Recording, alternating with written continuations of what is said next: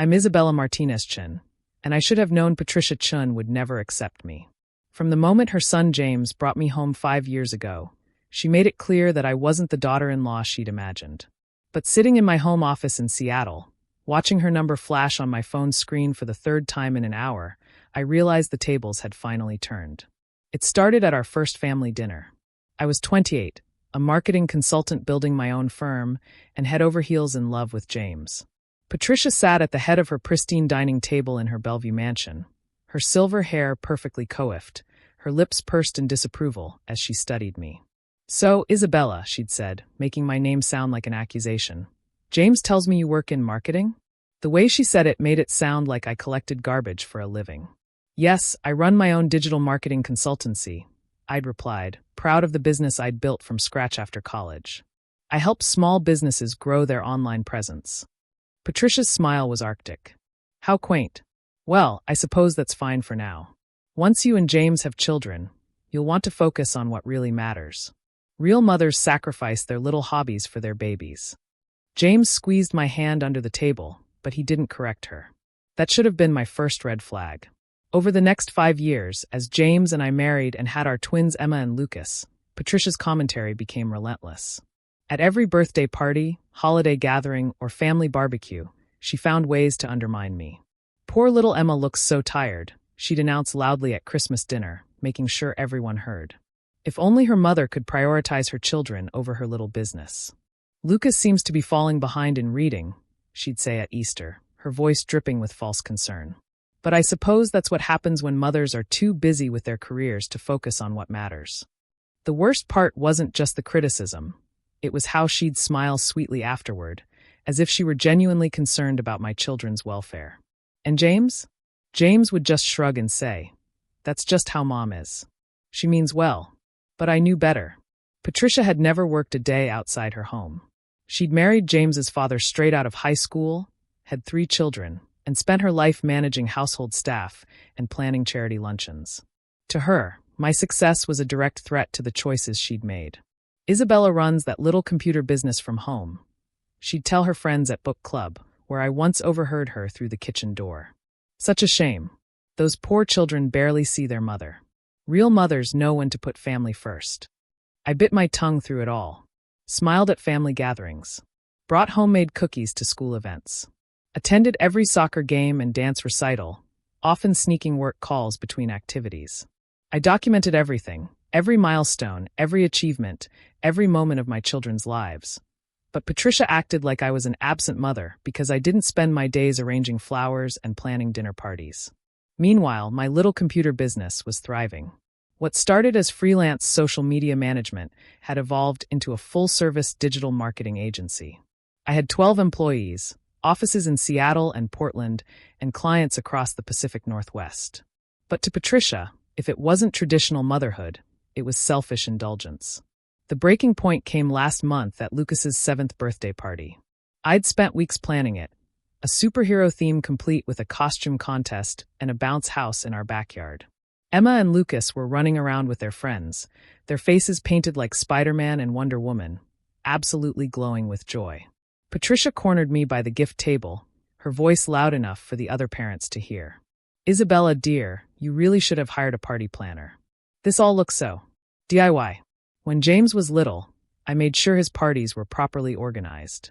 But I suppose when you're too busy with your little hobby to focus on your children."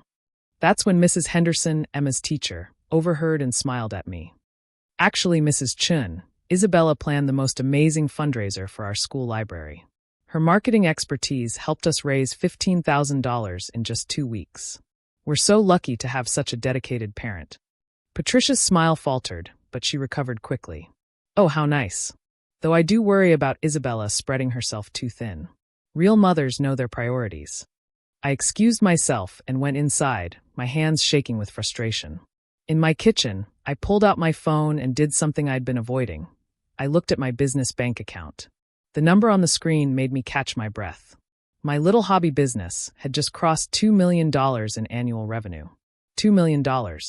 While Patricia criticized my parenting, I'd built something that employed a dozen people and supported dozens of small businesses. While she questioned my priorities, I'd created a flexible career that let me work from home, attend every school event, and still provide financial security for my family. But I said nothing. Not that day, not at the next family gathering, not when Patricia made her usual comments about selfish career women who neglect their children for money. Then, 3 weeks ago, everything changed. James came home from visiting his parents with a strange expression on his face. "Mom's in trouble," he said, slumping onto our couch. "She's losing the house." I looked up from my laptop, where I'd been reviewing campaign metrics for a client. "What do you mean losing the house?" "Foreclosure," he said quietly. "Apparently, Dad left more debt than anyone realized when he died last year.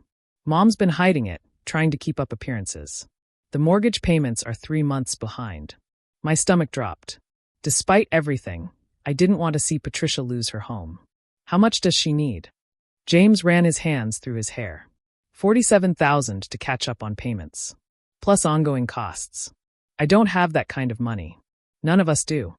That's when my phone started ringing. The first call came while I was making dinner, Emma and Lucas arguing over homework at the kitchen table.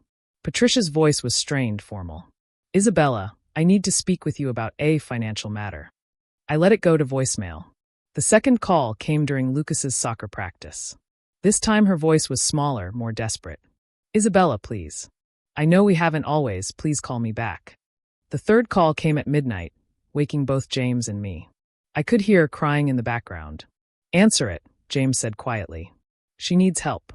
I sat up in bed, my heart pounding. "What do you think I should do?" James looked at me in the dim light from our bedroom window. I think my mom has never understood what you've built. Maybe it's time to show her." The next morning, I called Patricia back. "Oh, Isabella," she said, her voice breaking with relief. "Thank you for calling. I need to ask for your help."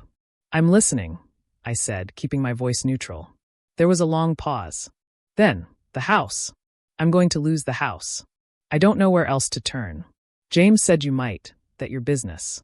She couldn't even say it. Couldn't admit that my little hobby might be successful enough to help her.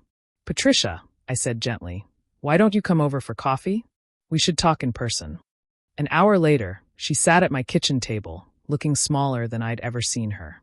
Her usual perfect appearance was disheveled, her hands shaking as she clutched her purse. "I never thought." She began, then stopped. "After Richard died, I discovered he'd been borrowing against the house to cover his business debts. I've been trying to manage, but the payments are so high, and my Social Security barely covers the utilities." I set a cup of coffee in front of her and sat down across the table. Through the window, I could see Emma and Lucas playing in our backyard, their laughter carrying through the glass. "How much do you need?" I asked. She pulled out a crumpled piece of paper. $47,000 to catch up. But I don't know how I'd pay you back. I don't have any income besides Social Security, and I've never worked outside the home. I nodded, processing the numbers. "Patricia, I want to ask you something, and I need you to be honest with me." She looked up, her eyes red-rimmed. "Do you really think I'm a bad mother?" The question hung in the air between us. Patricia stared at her coffee cup, her shoulders sagging. "No," she whispered finally. "No, I don't think you're a bad mother. I think I was jealous." "Jealous?" She wiped her eyes with a tissue from her purse. "You have everything I never had.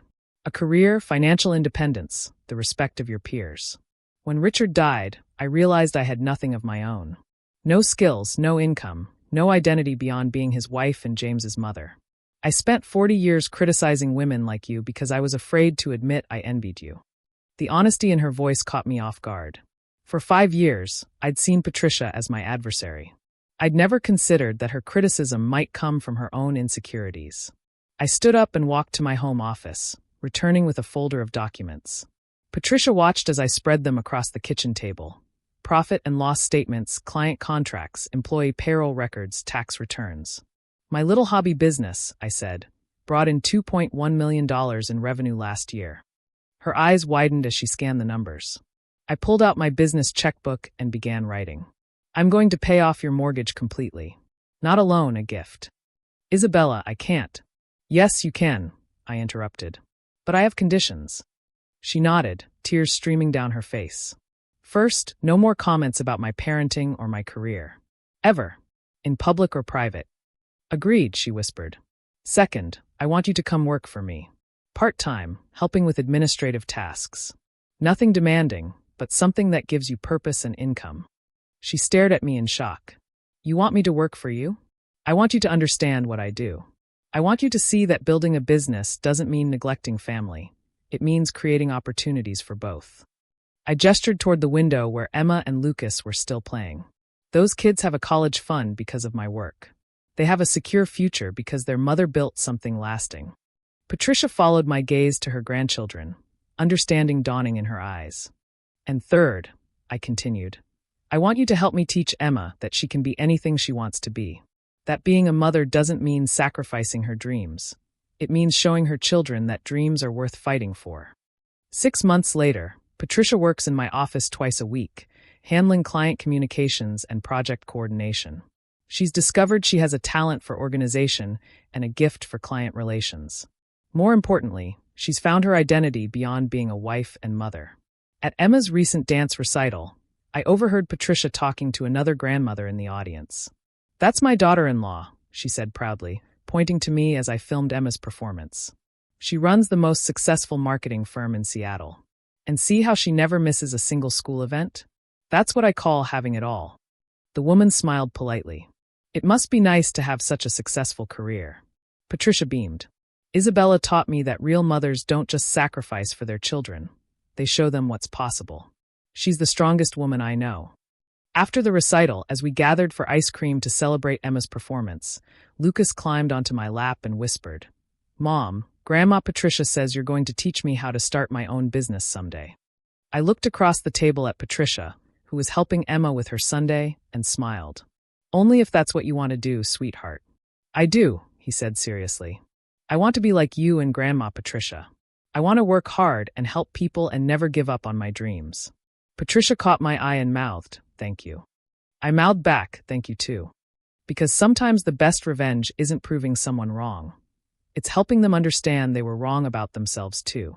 My mother-in-law spent 5 years criticizing my choices because she was afraid to examine her own. Now she's building a life she's proud of, and my children have a grandmother who teaches them that success comes in many forms. My business hit $2.8 million in revenue this year, and Patricia has been promoted to office manager. But the real victory isn't in the numbers. It's in the way Emma talks about her future plans, confident she can be both a loving mother and a successful entrepreneur. It's in the respect I see in Patricia's eyes when she introduces me to her friends. And it's in knowing that sometimes, the people who judge us most harshly are the ones who need our compassion most. Real mothers, it turns out, don't just sacrifice for their children. They build bridges across the gaps that divide families, showing everyone what's truly possible when we support each other's dreams.